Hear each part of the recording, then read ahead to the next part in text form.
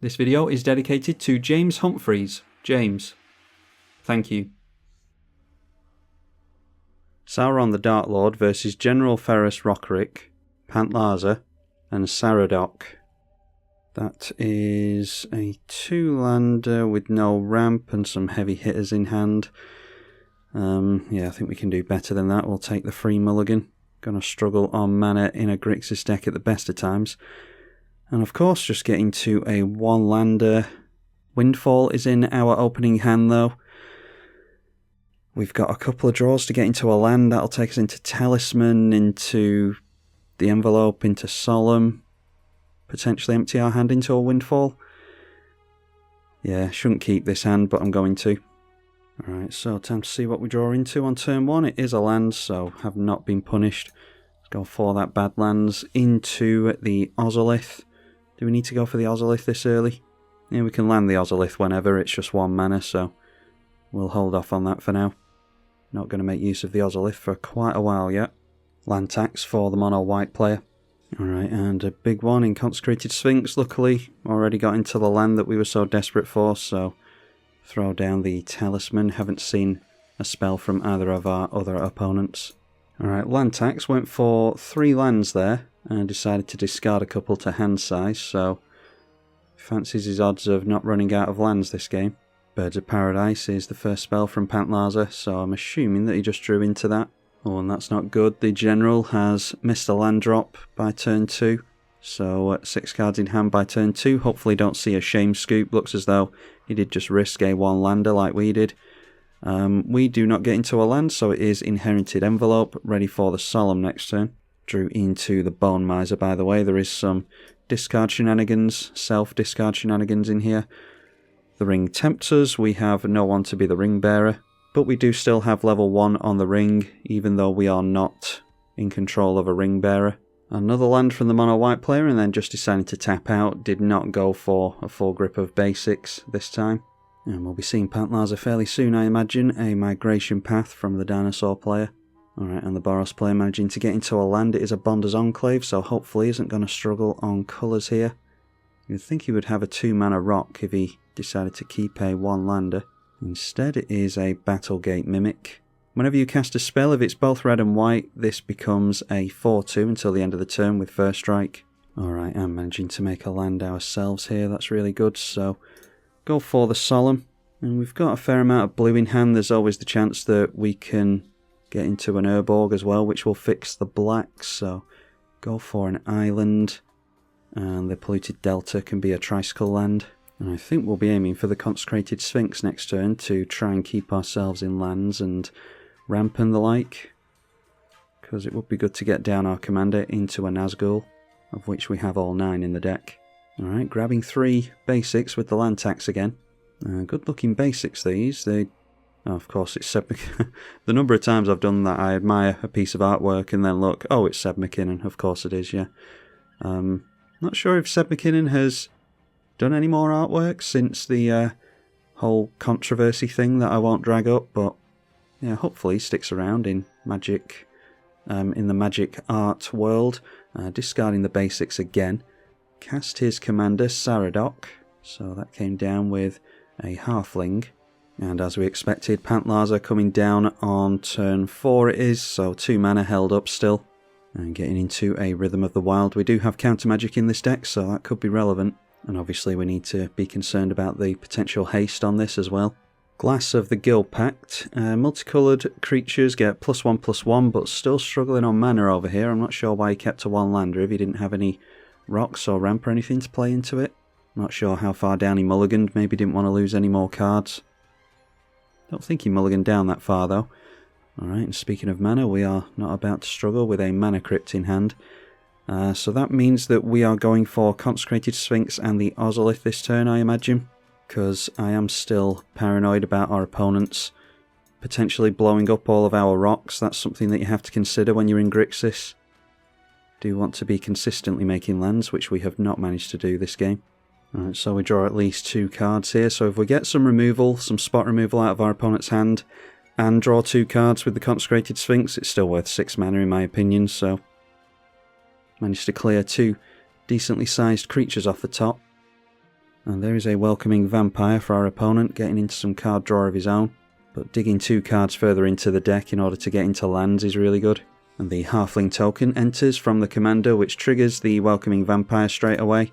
And that of course draws us more cards, so there is a land that we need to make. And drawing even more, we are going to want to see an unlimited hand size soon. But at least we're... yeah, it might be worth, if we're going to discard down to hand size anyway, getting down the Archfiend of Ifnir. I can't remember this deck now, maybe I didn't put unlimited hand size in for that exact interaction, that exact type of interaction. Anyway, need to worry about what Pantlaza's doing over here now. Well, that's about as good a one as you could hope for, a Trumpeting Carnosaur. And yeah, that'll be Discover, where it's the toughness, I think. So, well, it'll Discover 5 on its own ability, and then 6 on the Pantlaza. Getting into a Topiary Stomper will not Discover again, it only does it once on this commander, but they will get to ramp on the Topiary Stomper. And showing us, by the looks of it, a Return of the Wild Speaker, which will... they've only got 4 cards in hand at the moment, so should probably refill their hand with that, and that is exactly what they're doing. That does mean that Consecrated Sphinx is going to get us into a hell of a lot, so... ordinarily wouldn't draw all these cards automatically, but if we're going to go for the Archfiend of Ifnir trick, then we can do a one-sided board wipe, which will encourage our opponent to use, all 3 of our opponents to use their removal, but we'll force the issue. Alright, getting into a Sol Ring is good, because I think we were just shy on getting down both the Archfiend of Ifnir and the Bone Miser, so it would be good to do both of those if we can. Noteworthy, this would give us no maximum hand size, wouldn't it? So, something to bear in mind. 65 cards left in the deck already by turn 5. Apparently Consecrated Sphinx is quite good. And it's noteworthy that the creatures came down with haste off the Rhythm of the Wild. 4-4 swings in at us. 7-6 with Trample. Okay, and deciding to pull back. And deciding to send the Carnosaur in at the left and the Topiary Stomper into the right, so not attacking us at all. We could have ganged up on this with both of our creatures and might have been tempted to do that, just in case we see some flicker stuff from our opponent. Going to say no to the Consecrated Sphinx this time. I don't think we benefit anything from drawing even more cards now. The Dinosaur player discarded down to hand size as well. That is a Shifting Ceratops, a Descendant's Path, and a Kanjali Sunwing. Boros player getting into another land, luckily. So in for the commander, and that will buff this up to a 5-3 with first strike, thanks to the +1/+1. And whilst my opponent's been playing, I've been putting in order the cards that I'm going to want to keep at the end of the turn. It will make it quicker to discard a bunch of stuff here. And then we can... I'm thinking of getting these 2 big 5-mana creatures down, like I said. Discarding the Cavern Horde Dragon, because we haven't seen too many artifacts so far. But we can reanimate it with something like a Victimize if we want to.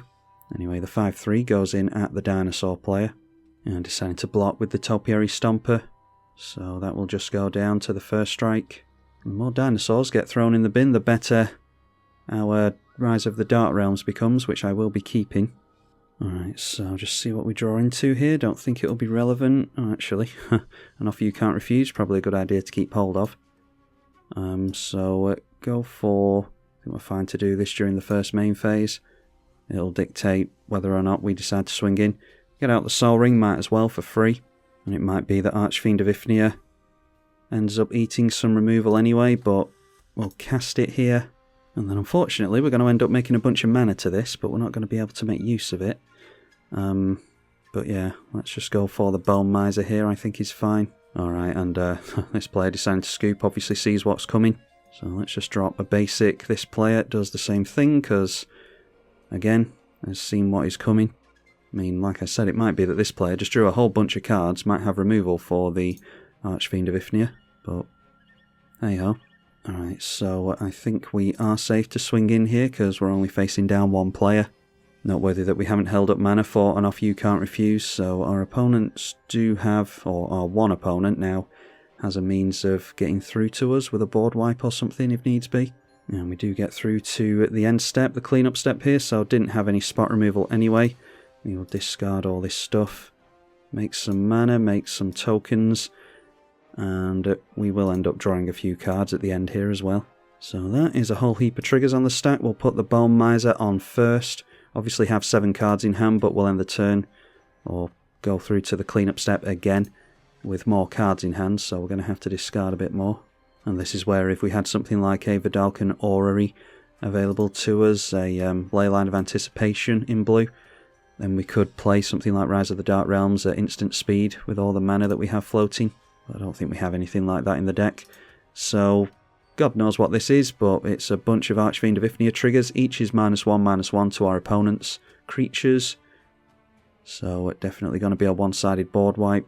And then we'll make some zombie tokens, make some mana, and we'll draw some cards as well. So, getting into lands. Lands are easy to discard. And there's the Urborg, so I definitely want to keep that. Discard Misty Rainforest, Swamp, and we'll risk getting rid of the Cyclonic Rift. Of course, so we're going to end up drawing a card to discarding the Cyclonic Rift. We've got a bunch of non-creatures in hand, so we might have to give up on, hopefully, a land here. Not above discarding a creature either. As long as it's not a non-creature, non-land, we can end the cycle here. Alright, there we go, Myriad Landscape is fine, so that will have it go around to our opponent's turn. And I'm assuming that our opponent has a board wipe in hand here, because oftentimes you wouldn't play it out on Magic Online unless you have a means of ending the board. Might be that they have a farewell or something that can just reduce us to lands. Noteworthy we do have Buried Alive along with a Victimize now. Yep, there's the Blasphemous Act, and that's why you play it out, opponents. Doesn't look as though we're losing our artifacts at least, so we can go for a Rise of the Dark Realms. Draw a card to the Solemn, and that gets us into another Nazgul and a Gashath Sun's Avatar. That's a pretty damn good turn for our opponent. This has haste anyway, so it comes down with a plus counter on the Riot, meaning they can look at one more card. And about to dump a bunch of dinosaurs into play, I imagine. Yes, and doing very well there. A Reggie, gonna give stuff haste.